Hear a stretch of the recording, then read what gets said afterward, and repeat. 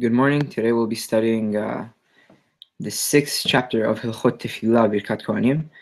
And this chapter deals with peripheral things and things that surround the Tefillah, and things that one may do before, things that one may not do before, and different situations in which a person may be allowed to interrupt his Tefillah in the middle. הלכה א', אסור לו לאדם לעבור אחורי בית הכנסת בשעה שהציבור מתפללים. It is forbidden for somebody to pass at the rear of a synagogue during the time that the congregation is praying. אלא אם כן היה נושא מסוי, unless he was carrying something, או אם היה לבית הכנסת שתי פתחים בשתי רוחות, or if the synagogue had two entrances in two different directions. Omer, that somebody who's watching this person pass through might say, Shema yelech v'yikanes bepetach ha'acher, that this person might come back in from the other entrance. V'chein im haya ba'ir shete bate knesiyot. Similarly, if in the city there were two synagogues, Yomar haroeh, the person that sees this person passing through may say, Shema ha'yelech lebet ha'kneset haragil, but maybe he's going to the synagogue that he frequently attends.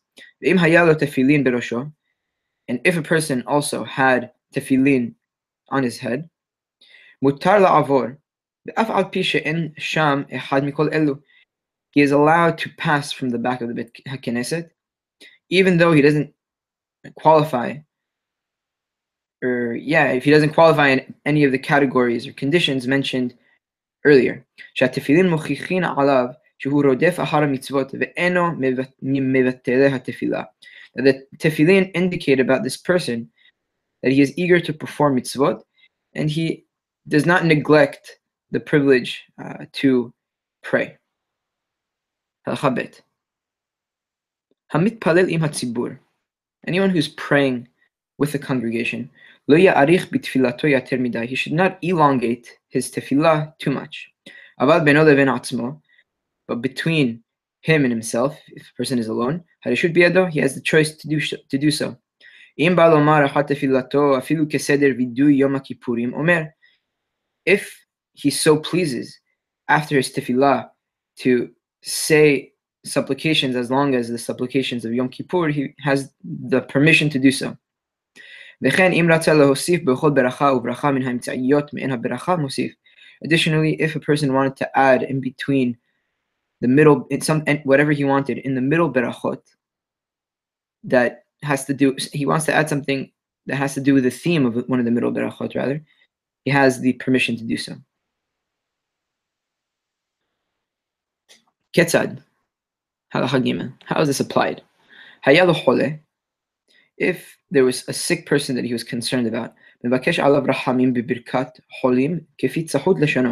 he may ask on his behalf for mercy in the blessing of he who heals the sick, according to his ability to articulate. If he needed livelihood or money, or his economic situation isn't the best, he may add and request he may add and request for livelihood in the blessing of Birkat Hashanim. And in the same way for any of the other berachot.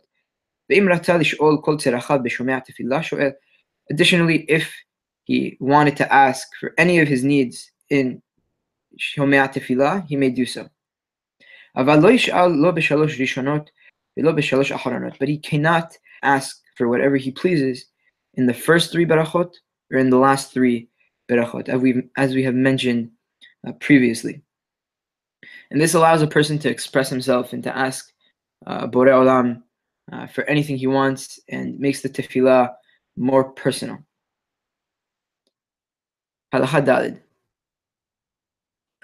Asur lo la'adam שיטעום כלום או שיעשה מלאכה מאחר שיעלה עמוד השחר עד שיתפלל תפילת שחרית. It's prohibited for an individual to eat anything or to do any work from after daybreak occurs until he prays tefilat shahrit. And the reason for that is somebody who eats before tefillah, or worse, before tefillah.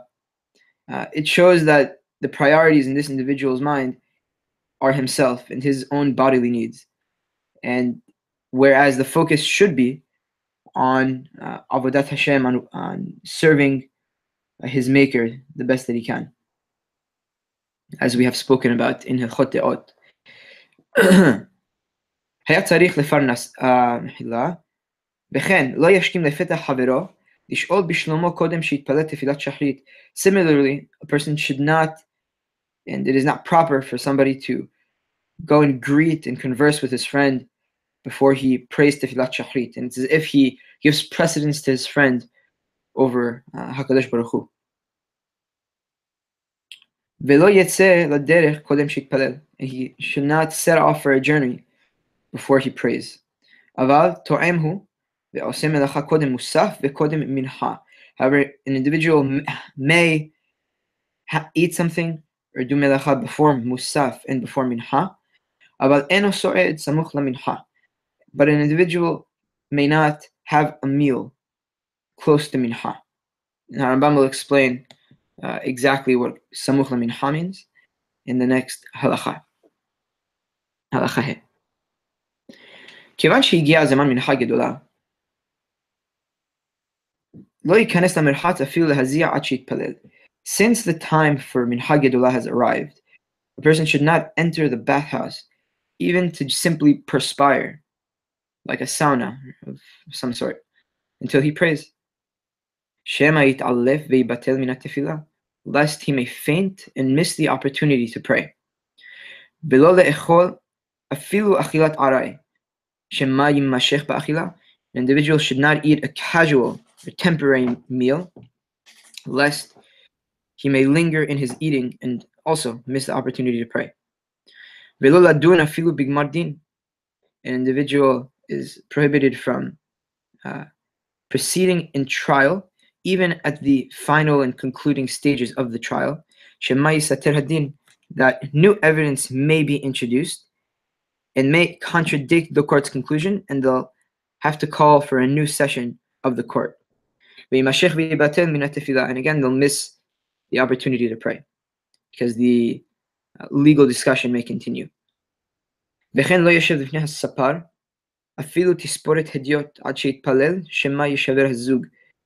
Similarly, an individual may not sit before the barber or get a haircut, even a regular haircut, until he prays mincha, because the scissors may break and cause a delay for that person, and he might miss tefilat mincha.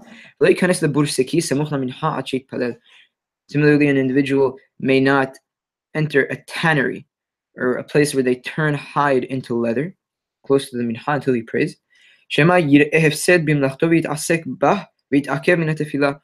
That he may see his property spoiling, and he might busy himself with it, and he'll be delayed there and miss the tefillah.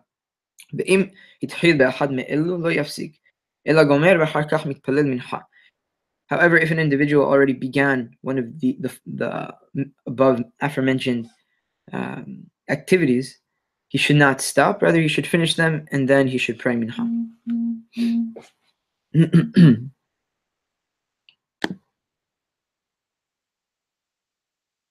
Halacha vav. From when is considered that the beginning of the haircut that we mentioned before? From when the barber's sheets are put on his knees for the hair to fall down. And from when is the beginning of the bathhouse activity? From when from when this person removes the garment that's close to his body. Just a quick note, Harambam here switches the order. Harambam in the previous halacha mentioned first the merhatz, and now he mentioned the barber shop first. And from when is the tannery activity considered that he began it? From when he fastens the apron, just like the workers fasten. Mematayat halat achila, and from when does the beginning of eating begin? Divne Eretz Yisrael mishayitol yadav, for those who live in Eretz Yisrael, from when they wash their hands, obviously for hamotzi. Divne Bavel mishayatir haguro, and for those who live in Bavel, from when they girdle their loins or loosen their belt. Mematayat halat adin, and from when does the trial or beginning of trial begin? From when the judges wrap themselves in a talet and sit. And if they were already sitting, if the litigants have already opened their pleadings, then it's considered that the trial has already begun. Even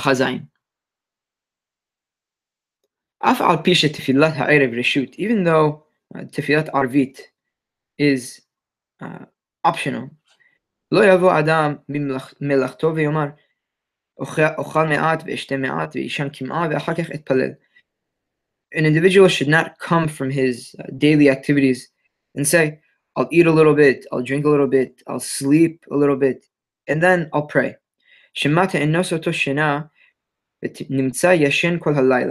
That perhaps sleep may overcome him, and he might end up sleeping the entire night without praying Arvit. Ella, rather, מתפלל ערבית ואחר כך אוכל ושותה או ישן. Rather, an individual should first pray Arvit, then eat, then drink, or sleep. ומותר להסתפר ולהיכנס למרחץ סמוך לשחרית, מפני שלא גזרו אלא סמוך למנחה. An individual is allowed to enter the bathhouse and to get a haircut close to shaharit, before he prays shaharit, because Chachamim only prohibited the getting a haircut and going to the bathhouse before mincha. Shehu davar matzui, that it's something that's common. Sherom ha'am nichnasim bayom, that the majority of people go to the bathhouse and get haircuts during the day. Avad b'shahar davar eno matzui velo gazrubo. However, no one really goes to the bathhouse or gets a haircut in the morning, so Chachamim never prohibited it. This is something interesting to point out, that Chachamim were only prohibited things that were common, and went and instituted different things for the purpose of the general population, and didn't necessarily focus on exceptions or smaller populations of Am Yisrael in order to make laws for specifically to cater to those people. Halacha het. Even anyone who was occupied with the study of Torah and the time of Tefila arrived, posek umitpalel, he must stop and he must pray. However, even if for this person his Torah was his profession and he didn't do any daily activities or work, and we mentioned earlier in Talmud Torah that an individual who studies Torah all day and forces himself on the community to support him is something that is prohibited according to Jewish law. And what Harambam here is referring to is somebody who doesn't need to work. For example, an individual who received an inheritance or worked for many years and is retired and wants to study Torah, and this is what he does during his day. Not that he lives off of public funds to teach Torah. So this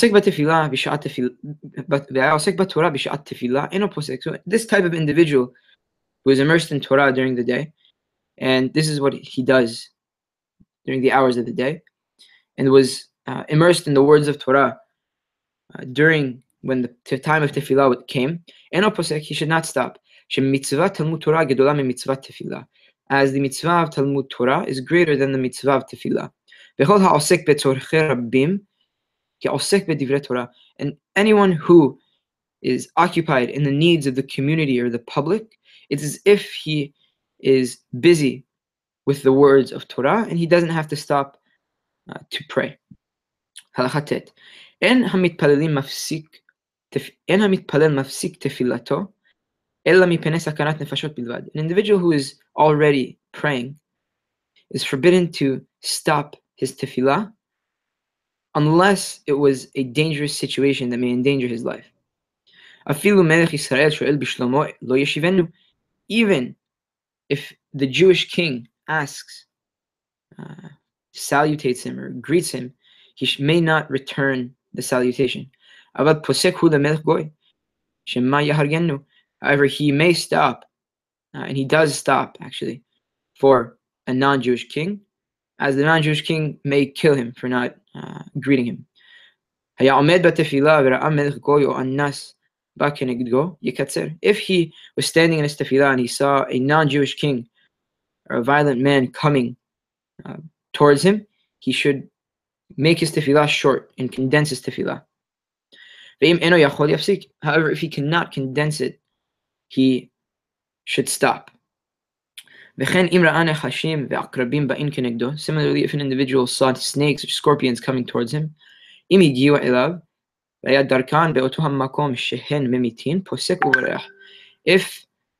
the snakes and scorpions arrived to him, and in that place the snakes and scorpions were poisonous and may cause a person to die because of their bite, he must stop and he must run away and escape the danger to his life. However, if it was known in that place that the snakes and scorpions are not poisonous and aren't dangerous, then he does not need to stop. Final halacha. Women, children, and servants are obligated to pray. Anyone who is exempt from Kriyat Shema is also exempt from Tefillah. Anyone who is leading is in part of a procession to bury an individual, even though they are not necessarily needed to carry the bed that the deceased is lying on, peturin min hatefillah, are exempt from the tefillah.